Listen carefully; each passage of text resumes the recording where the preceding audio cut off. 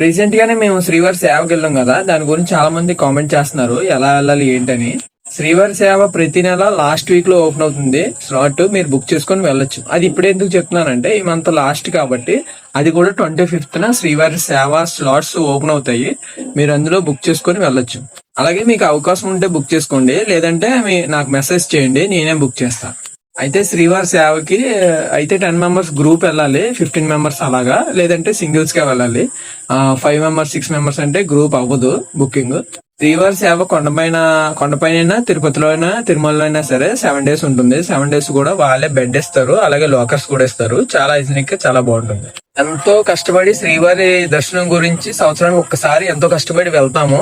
ఆ వెళ్ళిన 2-3 సెకండ్స్ కూడా స్వామివారిని చూడనీరు, ఇలా చూసి అలా తోసేస్తారు.